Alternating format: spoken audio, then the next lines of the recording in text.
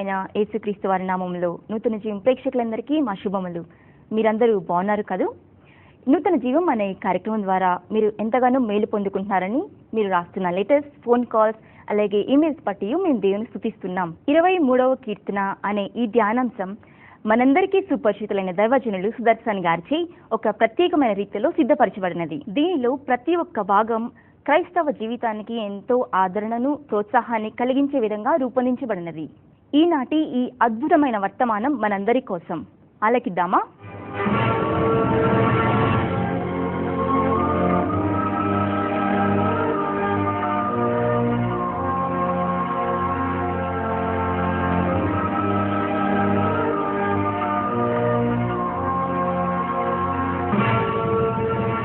దేవునికి స్తోత్రం. ప్రభునందు ప్రియమైన వారలారా, మిమ్మల్ని అందరినీ నూతన జీవం అనే ప్రసారం ద్వారా కలుసుకోవడం నా మట్టుకు నాకు చాలా సంతోషం. నీకు దేవుని మాటలు చెప్పే కృప దేవుని అయిన నాకు ప్రభు అనుగ్రహించినందుకై నేను దేవునికి ఎంతో వందనస్తున్నాయి. మాత్రమే కాకుండా మా కార్యక్రమాలని ఇంత శ్రద్ధగా మీరు ఆలకించటం, ఇంత శ్రేష్టంగా మీరు స్పందించడం చూసినప్పుడల్లా కూడా మీకోసం ప్రార్థించాలనే భారం మాలో ఇంకొనూ పెరుగుతోంది. పిల్లరా, ప్రభు రాకడ ఆలస్యమైతే ఈ లోకంలో ప్రభు కృప ఇచ్చినంత కాలం, ఆయన కృపలో నిలిచినంత కాలం నీకోసం ప్రార్థన చేయడానికి, నీకోసం పరిచయం చేయడానికి, అనేక మంది దేవుని ప్రజలకు ప్రయోజనకరంగా ఉండడానికి మా జీవితాల్ని, మా కుటుంబాల్ని దేవుడు మాకు అప్పగించిన సేవా పరిచర్య పాలి భాగస్తులందరినీ కూడా సమర్పించి ఉన్నాము కనుక ప్రభు తప్పకుండా మమ్మల్ని మీకు ప్రయోజనకరంగా చేస్తారు. మరి మీరు నమ్ముతున్నారా? మంచిది. మీకు ప్రయోజనకరమైన, ప్రభు నామానికి మహిమకరమైన, అలాగే అపవాదిని అణగదొక్కే విధంగా మహా గొప్ప దేవుని కృపలో నుంచి దివ్యమైన వచనాన్ని మనం ధ్యానం చేద్దాం. ఈ రోజును కూడా 23వ కీర్తనలో మరొక ధ్యానాంశాన్ని మీ ముందు తీసుకొస్తున్నాను. 23వ కీర్తనలో దావీదు గారి అనుభవాల్లో నుంచి దివ్యమైన సత్యాల పరిశుద్ధాత్ముడు మనందరితో మాట్లాడుతూ ఉంటే మనం శ్రద్ధగా ఆలకిస్తున్నాం కదా. మరి ఈ రోజున 10వ భాగంగా ధ్యానం చేద్దాం. దావీదు గారు అంటారు, 23వ కీర్తన 5వ వచనం, నీవు నాకు భోజనం సిద్ధపరిచారు నాయన, అలాగే నూనెతో నా తల అంటి ఉన్నావు. ఈ మాట విశేషంగా మనం ధ్యానం చేస్తున్నాం.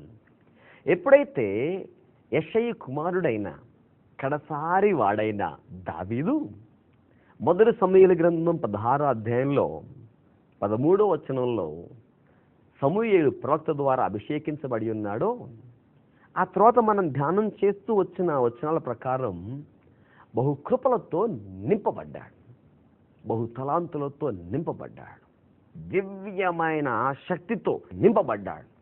అలాగున్న నింపబడ్డ ఈ యొక్క వ్యక్తి దావీదు ప్రజల దృష్టిలో ప్రతిభను సాధించగలిగాడు అని చెప్పడానికి మనకు అవకాశాలు లేవు. ఎందుకంటే అభిషేకం నిలిచి ఉంది, దేవుని ఆత్మ తన మీద ఉంది, బోలెడని తలాంతులు, 18వ వచనంలో రాయబడ్డ తలాంతులు.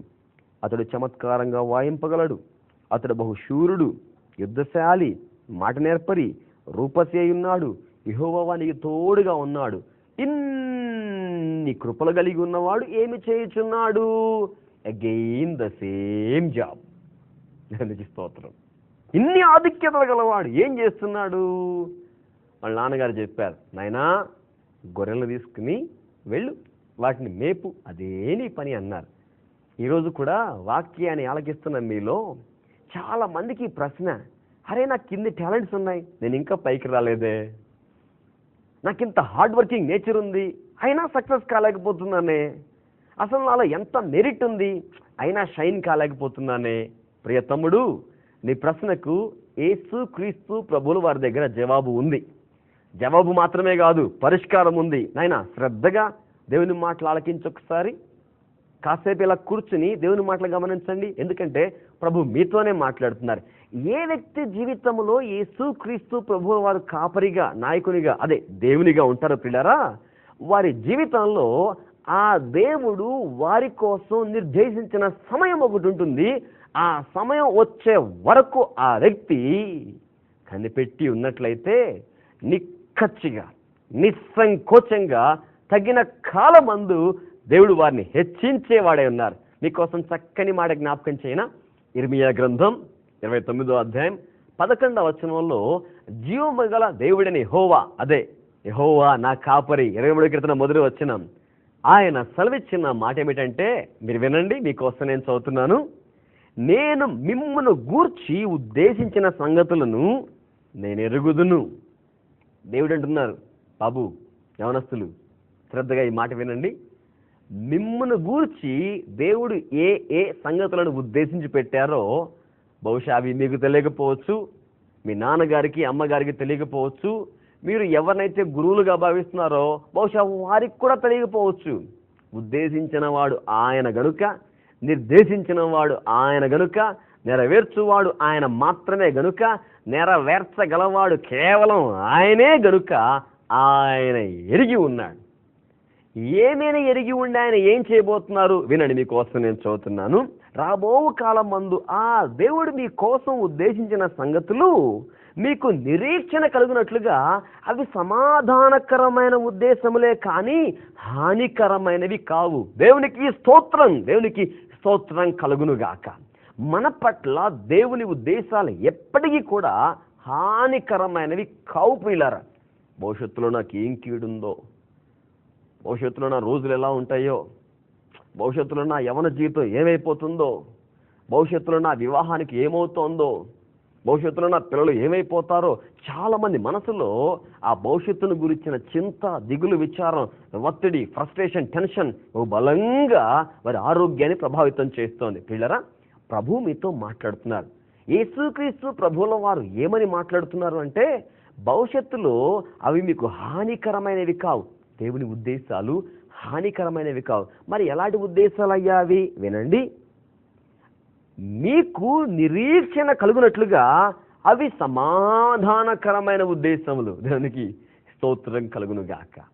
మనకు భవిష్యత్తు పట్ల ఇంకను హోప్, ఇంకను నిరీక్షణ కలిగించేవిగా ఏమాత్రం కాంట్రవర్సీ, కన్ఫ్యూజన్, గందరగోళం లేని ఉద్దేశాలట. అంటే స్పష్టమైనవి, నిరీక్షణ కలిగించేవి. ప్రభునందు ప్రియమైన వారలారా, దావీదు కూడా దేవుని ఉద్దేశాల్లో ఉన్నవాడు గనుక, తైలముతో అంటబడి ఉన్నవాడు గనుక, నా కోసం దేవుడు భవిష్యత్తులో ఏం ఏర్పాటు చేశారో అవెప్పుడు హానికరమైనవి కావు, అవెప్పుడు చెడ్డవి కావు, అవెప్పుడు బాధాకరమైనవి కావు. నా ప్రస్తుతం, నా పని నేనేం చేయాలో అన్నట్లుగా సంతోషంగా వెళ్ళాడు. గొర్రెలు పట్టుకెళ్ళాడు, గొర్రెలు మేపుతున్నాడు, అలవాటు ప్రకారం పాడుతున్నాడు, కీర్తన గానం చేస్తున్నాడు, వాయిద్యం వాయించుకుంటున్నాడు, సమయాన్ని గడుపుతూనే ఉన్నాడు. ఓ రోజున ఈ దావీదు గారి దగ్గరికి కబురు వచ్చింది. ఏమిటా కబురు? తండ్రి గారు కబురు అంపాడు. నాయనా, సౌలు రాజు గారు కబురు పెట్టాడు రా దావీదు. సౌలు రాజు గారికి దయ్యం పట్టిందట. దేవునికి స్తోత్రం. వినండి మాటలు. సౌలు రాజు గారికి దయ్యం పట్టిందట. అరణ్యంలో నీ సంగీతాన్ని గొర్రెలు తప్ప ఎవ్వరు వింటలేదు, కానీ ఇప్పుడు నీ సంగీతానికి రాజుగారి దర్బారు వేదిక కానుంది. చెప్పండి, దేవునికి స్తోత్రం కలుగునుగాక. చాలా సందర్భాల్లో మన తలాంతులకు, మన ప్రతిభకు, మన యొక్క పెర్ఫార్మెన్స్కు సరైన వేదిక లేదని బాధపడ్డాం. నిజమే కదా? నా క్వాలిఫికేషన్కి తగ్గ జాబ్ రాలేదన్నా, నా కమిట్మెంట్కి తగ్గంత జీతం నాకు రాలేదన్నా, నేను చేసే హార్డ్ వర్క్ తగినంత ఫలితం రాలేదన్నా, నా వల్లే దేవుని సేవలో ఉన్నవారు చాలాసార్లు నాకు దేవుడిచ్చిన కృపకు తగ్గ ప్లాట్ఫామ్ నాకు ఇంకా దొరకలేదన్నట్లుగా చాలా మదన పడుతుంటారు. పిల్లరా, నేను కూడా మరి మీతో కలిసి దేవుని పనిలో ఉన్నాను కదా.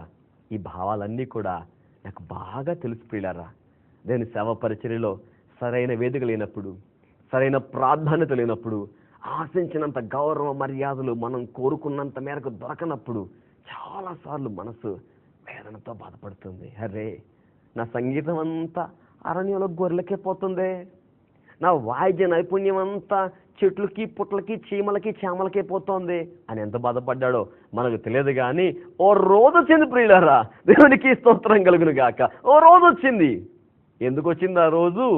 తైలముతో అంటబడి ఉన్నాడు గనుక, పరిశుద్ధాత్మను పొంది ఉన్నాడు గనుక, దేవుని ఆత్మ బలముగా దిగి వచ్చింది గనుక, దేవుని చేత కోరుకోబడి ఉన్నాడు గనుక. ప్రియులారా, మీరు కూడా యేసుక్రీస్తు ప్రభువుల వారిని నమ్మిన వారైతే, తండ్రి అయిన దేవుడు యెహోవా మీ జీవితాల్లో కాపరిగా, నాయకుడిగా, నావికునిగా ఉన్నట్లయితే ప్రియులారా, అలాగే మీకు ఒకరోజు వస్తుంది. అరణ్యవాసం అనిపించినా బాధపడాల్సిన పని లేదు. అంతఃపురానికి తీసుకుని వెళ్తాడు ప్రభు. మీ తలాంతుకు మీ ప్రతిభకు సరైన వేదిక లేదని బాధపడుతున్నారేమో, రాజ దర్బారుకు తీసుకువెళ్తారు ప్రభు. నమ్మండి ప్రియులారా, జీవము గల దేవుని యొక్క వాక్యం ఇర్మియా 29:11 సెలవిచ్చిన ప్రకారం భవిష్యత్తులో అవి హానికరమైనవి కావు, నిరీక్షణ కలుగునట్లుగా సమాధానకరమైన ఉద్దేశాలే. తైలముతో అంటబడి ఉన్నాడు గనుక అరణ్యము నుంచి స్ట్రైట్ అంతఃపురానికి దేవునికి స్తోత్రం కలుగును గాక. అదే దావీదు, అదే సితారా, అదే స్కిల్, అదే ఫింగరింగ్, అదే ఫ్లో, బహుశా అదే పాట కదా. అప్పటిదాకా అరణ్యంలో గొర్రెల ముందు వాయించిన వాడు తండ్రి గారు కబురు పెట్టారు, నాయనా దావీదు, రాజుగారి దర్బార్లో నువ్వు సితారా వాయించాలట నాయనా, రమ్మనగానే సంతోషంగా వెళ్ళాడు. తండ్రి గారు రాజుగారి కానుక సిద్ధం చేసిన భోజన పలహార పదార్థాలన్నీ పట్టుకున్నాడు, ఇంకో చేత్తో తన సితారా పట్టుకున్నాడు. రాజుగారి దర్బార్లోకి వెళ్ళాడు, భోజన పలహారాలు సమర్పించాడు. రాజుగారి ముందు అలా నిలబడగానే, మీకోసం చదువుతాను, మరి గమనించండి ఈ మాటలు ఎంత దివ్యంగా ఎంత దీవెనకరంగా ఉంటాయో. మొదటి సమూయేలు గ్రంథం 16వ అధ్యాయం 21వ వచనం. దావీదు సౌలు దగ్గరకు వచ్చి అతని ఎదుట నిలవబడగా అతని యందు సౌలునకు బహు ఇష్టము పుట్టెను. దేవునికి స్తోత్రం, దేవునికి స్తోత్రం కలుగును గాక. ఏమండి, శ్రద్ధగా ఆలకిస్తున్న మీతో ప్రభువు మాట్లాడుతున్నారు కదూ. దావీదు మీద సౌలుకు అంత ఇష్టం కలగడానికి అసలు వారికి ఎక్కడుందండి ఇంటరాక్షన్ కదా. అప్పటికి సౌలుకు దావీదుకు ఇంటరాక్షనే లేదు కదా. ఒక్కసారి చూడగానే అతని మీద అంత చక్కని ఇష్టం పుట్టడానికి ఏంటండి కారణం? ఇంకో మాట చెప్తాను బైబిల్లో నుంచి, నాకు తెలుగు భాష అంటే ఇష్టం. ఆ మాట కూడా మీరు గమనించండి, నేను చదువుతున్నాను మీకోసం. 22వ వచనం. అంతటా సౌలు దావీదు నా అనుగ్రహము పొందెను గనుక అతడు నా సముఖమందు సేవ చేయడం ఒప్పుకొనుమని యెషయికి వర్తమానం పంపాడు. ఈ మాట మీరు శ్రద్ధగా విన్నారు కదా. అతని ఎడల ఇష్టం పుట్టడం మాత్రమే కాకుండా వాళ్ళ నాన్నగారికి కబురెడుతున్నాడు, ఏమండి యెషయి గారు, నీ కుమారుడు దావీదు నా దృష్టికి నా అనుగ్రహం, మనకు అనుకూలమైన భాష, నా favour, I became a favourite. చూసారా ప్రభునందు ప్రియమైన వాళ్ళరా, ఈరోజు మిమ్మల్ని అప్రిషియేట్ చేసేవారు, ఇష్టపడేవారు ఎవరు లేకపోవచ్చు, కానీ పరిశుద్ధాత్మ దేవుని తైలాభిషేకం యెహోవా కాపరిగా కలిగి ఉన్న మీ జీవితాల్లో, యేసును నమ్మి ఉన్న మీ జీవితాల్లో, ప్రభునందు ప్రియమైన వాళ్ళరా, అది ఉద్యోగంలో కానీ, స్కూల్ కానీ, కాలేజ్ కానీ, వ్యాపారంలో కానీ, ఇండస్ట్రీలో కానీ, హైవే మీద కానీ, డ్రైవింగ్లో కానీ, ఏ డయాస్ మీద కానీ, ప్రియులారా, ఎవరికి మీ మీద ఇష్టం లేకపోయినా సరే, ఎవరు మీకు ఫేవరెట్స్ లేకపోయినా సరే, యేసు క్రీస్తు ప్రభువుల వారిని మీరు కాపరిగా కలిగినట్లయితే ఎంతమంది ఇష్టానికి మీరు పాత్రలు కావాలో వారందరి ఇష్టానికి యేసు దేవుడు మిమ్మల్ని పాత్రలుగా చేసేవాడు. నా మాట చెప్పడం లేదు, దేవుని మాట మాట్లాడుతున్నాను. చక్కని వచనం, చక్కని మాట, చాలా చక్కని సంబోధన.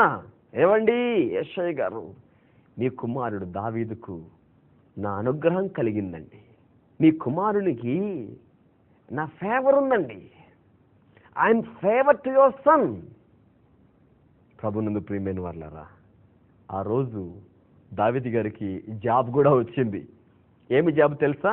నాట నుండి రాజుగారి యొక్క ఆయుధాలు మోసేవాడు దావీదు అని రిక్రూట్మెంట్ కూడా జరిగిపోయింది. దానికి స్తోత్రం. చిన్న వయసులో నేను కూడా ఉద్యోగం, ఆధిక్యత, ఫేవర్, ప్రజల ఇష్టాన్ని, ప్రేమను పొందాలంటే ఏవేవో చేయాలేమో అనుకునేవాడిని. దేవుని సేవా పరిచర్యలోకి వచ్చిన తర్వాత వాక్యధానం ద్వారా పరిశుద్ధాత్మ దేవుడు దైవికమైన దేవుని కృపలో అభిషేకించబడ్డ సేవకులతో కలిసి పరిచర్య చేస్తుండగా ఆ సేవకుల పెంపకం నాకు నేర్పిన అనుభవం ఏమిటి అంటే, ఏ వ్యక్తి పరిశుద్ధాత్మ దేవుని చేత అంటబడి నింపబడి ఉంటారో పిల్లరా, మానవ ప్రయత్నాలు ఏమీ లేకుండానే ప్రభు ఆ వ్యక్తిని అనేక మందికి ఇష్టమైన వాడిగా చేస్తారు. దేవునికి స్తోత్రం. ప్రభు ఆ వ్యక్తికి అనేక మంది యొక్క ఫేవర్, అనుగ్రహాన్ని దయచేస్తాడు. అలాగనే ప్రభువు ఆ వ్యక్తిని సరైన స్థలంలో రిక్రూట్ చేసి మరి నిలబెడతారు. దేవునికి స్తోత్రం. మీరు నమ్మండి ప్రియులారా, ఇదే కృప ప్రభు మీకు ఇస్తారు. దీనంతటికి మూలం ఏంటి? తైలాభిషేకం, పరిశుద్ధాత్మాభిషేకం. దావీదు మనసు పరిశుద్ధాత్మతో కలిసిపోయింది. దావీదు దేహం పరిశుద్ధాత్మతో కలిసిపోయింది. దావీదు యొక్క ఆత్మ పరిశుద్ధాత్మతో కలిసిపోయిందండి. అతన్ని చూస్తే సౌలు గారికి ఇష్టమైంది. అతని మీద సౌలు గారికి అనుగ్రహం కలిగింది. అతనికి రాజదర్బార్లో సౌలు గారి ఆయుధాలు మోసే జాబులో రిక్రూట్మెంట్ కూడా అయిపోయింది. ఇక ఆ తరువాత ఈ 3 ఆధిక్యతలు పొందుకున్న వాడిని నేను చదువుతాను, మీరు శ్రద్ధగా వింటున్నారు కదా, దేవునికి స్తోత్రం. మీరు ఇంత శ్రద్ధగా ఆలకిస్తున్నారంటే దానికి కారణం పిల్లరా, ఇదే ఆశీర్వాదాలు ప్రభు మీకు ఇవ్వడానికి ఇష్టపడుతున్నారు. నా యవ్వన సోదరుడా, భయపడకు బాబు, బాధపడకు. ఏమ్మా, ఎవ్వరూ ఇష్టపడలేదని బాధపడుతున్నావా? ఎవ్వరూ ప్రేమించట్లేదని బాధపడుతున్నావా? అయ్యో, ఒక్కళ్ళకన్నా నా మీద ఫేవర్ రావట్లేదా అని చాలా విచారంగా ఉన్నావా? బాధపడకమ్మా. యేసుక్రీస్తు ప్రభువుని నమ్ము. ఆయన గొప్ప దేవుడు, మంచి కాపరి, తన గొర్రెల కోసం ప్రాణం పెట్టే కాపరి. గమనించండి, ఒక వ్యక్తి జీవితాన్ని ఎంత ఔన్నత్యంలో తీసుకొచ్చారో. ఏమిటి కారణం? ఆ దేవుణ్ణి కాపరిగా కలిగినందున ఆ దేవుడు ఆ వ్యక్తిని తైలముతో అభిషేకించాడు. శత్రువులైన వారిగా భావించేవారు భవిష్యత్తులో ఉంటే ఉండవచ్చు, కానీ వారి ఎదుటనే తైలాభిషేకము చేసి ఉన్నాడు గనుక ఇష్టం పుట్టించాడు, ఫేవర్ కలిగించాడు. ఒక చక్కని స్థితిలో రిక్రూట్మెంట్కి ఇచ్చారు. అప్పటిదాకా రోజు లేచి గొర్రెలట్టుకుని అరణ్యానికి వెళ్ళేవాడు. ఇప్పుడు రోజు లేచి డిసిప్లిన్డ్గా డ్రెస్ వేసుకుని రాజదర్బారికి వెళ్తున్నాడు. Straight away he can go and meet the king. రాజుగారిని కలుసుకునేవాడు. మాత్రమే కాకుండా అపవాది ఆత్మ వచ్చి సౌలును వెరపింపగా, దురాత్మ వచ్చి సౌలు భయపెట్టేదట. దేవునికి స్తోత్రం. దురాత్మ వచ్చి సౌలు భయపెట్టేది ఎందుకు? సౌలు యొద్ద దేవుని ఆత్మ లేదు గనుక. ఇప్పుడు మీరు వినండి, దావీదు యొద్ద దేవుని యొక్క ఆత్మ ఉన్నాడు గనుక దావీదు యొద్దకు దురాత్మ రాలేడు కాదు కదా. దావీదును చూస్తే దురాత్మకు వణుకు. ప్రభునందు ప్రియమైన వారలారా, ఏ వ్యక్తి పరిశుద్ధాత్మ చేత అభిషేకించబడతాడో ఆ సేవకుడిని చూస్తే దురాత్మలకు వణుకు. ఆ సేవకుడు పాడితే వాయుమండల సమూహానికి వణుకు. ఆ సేవకుడు వాక్యాన్ని బోధిస్తూ ఉంటే అంధకార సంబంధులకు, లోకనాథులకు వణుకు. ప్రియులరా, పుట్టగతులుండవు చీకటి కార్యాలకు. దేవుని సేవకునిగా నా తోటి జత పని వారైన దేవుని సేవలో ప్రయాసపడుతున్న విలువైన దేవుని సేవకులకు, దైవజనులకు చేతులు జోడించి మనవి చేస్తున్నాను. దేవుని ఆత్మతో పాడదాం, దేవుని ఆత్మతో పరిచర్య చేద్దాం, దేవుని ఆత్మతో వాక్యాన్ని బోధిద్దాం, దేవుని ఆత్మతో ఆరాధన చేద్దాం, దేవుని ఆత్మతో సత్యముతో కొనియాడుతూ సేవలో ఘనంగా ముందుకు సాగుదాం. అప్పుడు దురాత్మ శక్తులకు వణకు, అప్పుడు పొలిమేర శక్తులకు వణకు, అప్పుడు చేతబడి చిల్లంగి కార్యాలకు వణకు, అప్పుడు వాయుమణ దురాత్మ సమూహాలకు వణకు. ప్రియులారా, దురాత్మలకు అలవాటు ఏంటంటే దేవుని ఆత్మ లేని వారిని భయపెట్టడం, వెక్కిరించడం, బాధపెట్టడం. ఎప్పుడైతే దురాత్మ వచ్చి సౌలు రాజు గారిని భయపెట్టడం, వెరపెంచడం, బాధపడడం ప్రారంభించిందో, దావీదు దావీదు దావీదు రానా రారా, సౌలు గారు భయపడుతున్నాడు, సౌలు గారు వణికిపోతున్నాడు, సౌలు గారు దుప్పటి కప్పేసుకున్నాడు, సౌలు గారు బాగా బాధపడిపోతున్నాడు. దావీదు గారు వచ్చేవాడు, సితారా పట్టుకునేవాడు. సితారా చేత పట్టుకుని అభిషేకించబడి అభిషేక తైలము తల మీద నుండి 133 కింద జ్ఞాపకం చేస్తున్నాను. అహరోను తల మీద పోయబడి అతని గడ్డము అంచుల మీదుగా కారి అంగీల అంచు వరకు దిగజారిన పరిమళ తైలం. ఇది తైలాభిషేకం ప్రియులారా. దావీదు తల మీద పోయబడ్డ తైలాభిషేకం. దావీదు నరాల్లో, దావీదు ఆలోచనల్లో, దావీదు మాటల్లో, దావీదు చూపుల్లో, దావీదు చేష్టల్లో, దావీదు యొక్క దేహంలోని ప్రతి అణువు యొక్క గమనంలో ప్రియులారా మీతో మాట్లాడుతున్న పరిశుద్ధాత్మ దేవుడు. దావీదు వ్రేళ్లలో నుండి సితారా తీగలలోనికి, సితారా తీగల్లోనికి శబ్ద తరంగాలుగా వాయు తరంగాలు, శబ్ద తరంగాలుగా వాయు తరంగాలు, వాయు తరంగాలు సౌలు రాజు చెవుల్లోనికి అలా ఒక్కసారి తాకగానే అభిషేకించబడ్డ వాని చేతులు మీటిన తంత్రుల నాదం దురాత్మని తరిమి తరిమి కొట్టేది. దేవునికి స్తోత్రం కలుగును గాక. వాయిద్య నైపుణ్యత ఉన్న వారికి, ఒక కీబోర్డ్ ప్లేయర్గా నేను కూడా వినయంగా చెప్పగలిగిన మాట ఏమిటంటే ప్రియులారా, అభిషేకించబడ్డ వాని యొక్క వ్రేళ్ళు వాద్యాన్ని మీడుతూ ఉంటే దేవునికి స్తోత్రం. మనుషుల్ని రంజింప చేయడం కాదు, అభిషేకం గలవాని పరిచర్య, దురాత్మ ప్రభావాల్ని తరిమి తరిమి కొట్టే పరిచర్య, ఇదే కృప ప్రభు మీకు ఇస్తారు. మీరు వాయిద్యం మీద మీ వ్రేళ్ళు పెట్టగానే, మీ వాయిద్యాన్ని మీరు ప్లే చేయడం స్టార్ట్ చేయగానే, మీ వాయిద్యాన్ని స్టిక్స్తోనో వ్రేళ్లతోనో ఫీడ్తోనో సీక్వెన్స్తోనో స్టార్ట్ చేయగానే ప్రియులారా, పరిసర ప్రాంతాల్లో ఉన్న దురాత్మలు ప్రాణభయంతో పాతాళ లోకం వరకు పరిగెత్తాలి. ఇది సాధ్యమేనా నా తమ్ముడు, నా సోదరుడా? ఇది సాధ్యమే. ఎప్పుడు సాధ్యం? మనుషుల చప్పట్ల కోసం వాయించినప్పుడు కాదు, మనుషుల మెప్పు కోసం వాయించినప్పుడు కాదు, మన తలాంతులు ప్రదర్శించడం కోసం వాయించినప్పుడు కాదు, దేవుని ఆత్మాభిషేకంతో నింపబడ్డ వారిగా దురాత్మ ప్రభావాలను వెళ్ళగొట్టి ఆ మనిషికి నా పరిచర్య ద్వారా విడుదల రావాలి, ఈ సంఘానికి నా పరిచర్య ద్వారా ఉద్యమం రావాలి, అదిగో ఆ యవ్వన సోదరికి నా వాయిద్య పరిచర్య ద్వారా గొప్ప స్పృహ, గొప్ప నెమ్మది, గొప్ప ఉత్తేజం రావాలనే ఓ మంచి మనసుతో, అభిషేకించబడ్డ హృదయంతో, పరిశుద్ధపరచబడ్డ హస్తాలతో, అభిషేకం ప్రవహించే వ్రేళ్లతో జిమ్మె చేయబెట్టగానే దేవుని ఆత్మ, పరిశుద్ధ దేవుని తైలాభిషేకపు ఆత్మ దావీదులో నుండి వ్రేళ్లలోనికి, వ్రేళ్ల నుంచి సితారా తీగల్లోనికి, ఆహా ఆ ధ్వని వింటే దురాత్మలు పరుగులు అంకించుకునేవి. కొద్ది క్షణాల్లోనే సౌలు రాజు తేరుకునేవాడు. దరిదాపుల్లో దురాత్మలు పరుగులు పట్టేవి. ప్రభునందు ప్రియమైన వారలారా, తైలాభిషేకం గురించి మాట్లాడుతున్నా. నీ శత్రువులు ఎదుట నీ బాధలు నలిగిపోతూ ఉన్నా, ఆశించినంత ఖరీదైన ఇన్స్ట్రుమెంట్ నీ దగ్గర లేకపోయినా నీ వేళలో తైలాభిషేకం ఉంటే దట్స్ ఇట్, దురాత్మలు పరుగులు పడతాయి. ఎప్పుడైతే దురాత్మలు పరుగులు పడతాయో దేవుని బిడ్డలు గొప్ప విడుదల పొందుకుంటారు. దేవదూతల సాన్నిధ్యం దిగి వస్తుంది. ఇటు కృప ప్రభు మీకు దయచేస్తారు. మీకోసం నేను ప్రార్థన చేయనా? మీరు ఏ ఇంట్లో కాలు పెడతారో ఆ ఇంట్లో నుంచి చీకటి పరుగు పట్టాలి. మీరు ఏ ఇంటికి కోడలుగా వెళ్తారో ఆ ఇంట్లో నుంచి పేదరికం, నిరాశ, నిస్పృహ, అమాయకత్వ, అజ్ఞానం పరుగులు బట్టి పారిపోవాలి. మీరు ఏ స్కూల్కి, ఏ కాలేజీకి వెళ్తారో అక్కడుండే అల్లరి చిల్లరి తనపు చేష్టలు పరుగులు బట్టి పారిపోవాలి. మీరు ఏ ఆఫీసులో ఎంప్లాయీగా రిక్రూట్ అవుతారో మీరు వెళ్ళడం ద్వారా ఆ ఆఫీసులో అన్యాయము, అక్రమము, లంచగొండితనం పరుగులు బట్టి పారిపోవాలి. మీరే సంఘానికి సభ్యులుగా హాజరవుతూ ఉంటారో మీ ద్వారా ఆ సంఘంలో నుంచి ఎవరైనా బాధలు, వ్యాధులు, బంధకాలు, రోగాలు, నిరాశ, నిస్పృహల మధ్య నలిగిపోతుంటే అట్టి కార్యాలన్నీ కూడా పరుగులు బట్టి పారిపోవాలి. ఎలా వస్తుంది అలాంటి కృప? ప్రభునందు ప్రియమైన వారలారా, ఇలాంటి కృప ఎలా వస్తుంది?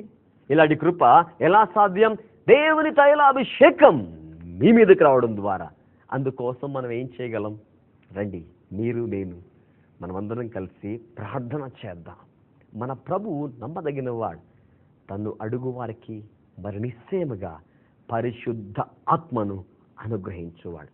మీ శత్రువుల ఎదుటే, కష్టాల్లోనే కావచ్చు, కన్నీటిలోనే కావచ్చు, బాధల్లోనే కావచ్చు, ఎడారిలో గొర్రెల మధ్య ఒంటరిగా ఉన్నప్పుడే కావచ్చు, నిన్ను ప్రేమించే దేవుడు యేసుక్రీస్తు ప్రభువుల వారు. మీరు ఆయన కాపరిగా కలిగి ఉన్నారు గనుక మిమ్మల్ని తప్పకుండా తన తైలముతో అంటేవాడు. ఎప్పుడైతే తైలాభిషేకంతో మీరు అంటబడతారో, పరిశుద్ధాత్మ అగ్ని అభిషేకంతో నింపబడతారో పిల్లరా, బహు ప్రయోజనమైన వారు అవుతారు. బహుమంది ప్రజలకు ఇష్టమైన వారు అవుతారు. బహుమంది ప్రజల అనుగ్రహానికి నోచుకుంటారు. తెక్కు ప్రాంతాల్లో శ్రేష్టమైన వేదికలను, ప్లాట్ఫామ్ని ప్రభు మీకు ఇస్తారు. ప్రార్థన చేద్దామా? నాతో కూడా తలలోంచండి, మనసు కలపండి. మన ప్రియ దేవునికి, మన కాపరికి, మన మంచి కాపరికి ప్రార్థన చేద్దాం. ప్రేమగల మా తండ్రి, మహాపరిశుద్ధుడ, నీ స్తోత్రం. ఈరోజు నీ సేవకునిగా నీ సందేశాన్ని నా ద్వారా ఆలకించిన నా ప్రియ సోదర సోదరులందరి కోసం ప్రార్థన చేస్తున్నాను. నాయనా, నీ ఆత్మకు లోబడి మొట్టమొదటిగా సంగీత వాద్య నైపుణ్యత ఉన్నవారి కోసం, గాన పరిచర్య కృపలు తలాంతులు వారి కోసం ప్రార్థన చేస్తున్నాను. మరి మీ ఆత్మచేత నింపబడ్డ వారిగా ప్రజలకు ప్రయోజనకరమైన పరిచర్య, ప్రభువునకు మహిమ తెచ్చే పరిచర్య, అలాగే దురాత్మల ప్రభావాన్ని పారద్రోలే పరిచర్య చేయుటకు ఈ కృపా సమృద్ధి చేత వారిని నింపడి నాయన. ఎందరైతే సౌలు రాజు వలె దురాత్మ ప్రభావం చేత వెరపించబడుతూ, భయపడుతూ, బాధపడుతూ, బిక్కుబిక్కుమంటూ జీవిస్తున్నారో అలాంటి వారి కోసం ప్రార్థన చేస్తున్నాను. యేసుక్రీస్తు ప్రభువుల వారి యొక్క అత్యంత శక్తివంతమైన నామములో దురాత్మ చీకటి ప్రభావం, అపవాది కార్యాల ప్రభావం యేసు నామములో ఇప్పుడే వెంటనే వెంటనే వెంటనే బద్దలైపోనట్లుగా అగ్ని ఇస్తూ ఉన్నాను. పరిపూర్ణమైన నెమ్మది, పరిపూర్ణమైన విడుదల, పరిపూర్ణమైన ఆశీర్వాదం మీరు కలుగునుగాక. మా తండ్రి అయిన దేవా, ఈ ప్రార్థన మీరు ఆలకించినందుకే మీకు వందనాలయ్యా. ఈ ప్రార్థనను మీరు అంగీకరించినందుకే వందనాలయ్యా. ఈ ప్రార్థనకు జవాబును మీ అనుగ్రహం రూపంలో, మీ ఆశీర్వాదాల రూపంలో, మీ సమృద్ధి దీవెన రూపంలో ఇచ్చినందుకే మీకు వందనాలయ్యా. యేసుక్రీస్తు ప్రభువుల వారి యొక్క శ్రేష్టమైన నామంలో ప్రార్థించుచున్నాము తండ్రి. ఆమేన్, ఆమేన్. ప్రభునందు ప్రియమైన వాళ్ళారా, మీరు చాలా ధన్యులు. ఎందుకో తెలుసా?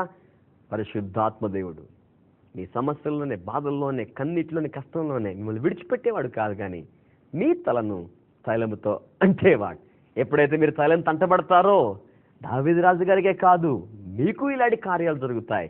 అప్పుడు ఎంతో సంతోషిస్తారు, ప్రభువుకు మహిమకరంగా ఉంటారు, ఈ కుటుంబానికి దీవెనకరంగా ఉంటారు, సాటి సమాజానికి, సంఘానికి విశేషమైన వ్యక్తులు అవుతారు. అటు కృప దేవుడు మీ అందరికీ దయచేయనుగాక. God bless you, God bless you. ఇంతవరకు మీరు విన్న ఈ వర్తమానం మీతో నేరుగా మాట్లాడిందని మేము గట్టిగా నమ్ముతున్నాం. మీతో మాట్లాడిన ఈ వర్తమానం డివిడీల రూపంలోనూ, సీడీల రూపంలోనూ మా వద్ద సిద్ధంగా ఉన్నాయి. డివిడీలు కావలసిన వారు సంప్రదించవలసిన మా చిరునామా brother S Sudarshan, new life holy ministries of India, ఇంటి నంబరు 14-218, అంబేద్కర్ నగర్, టంగుటూరు, ప్రకాశం జిల్లా. Pin code 523274. Our address Brother S. Sudarshan, New Life Holy Ministries of India, house number 14-218, Ambedkar Nagar, Tanguturu, Prakasam district, pin code 523274. Our phone numbers 93932-27257, 93932-37357. Our email address sudarshan@newlifeholyministries.org. For more details, please visit our website www.newlifeholyministries.org.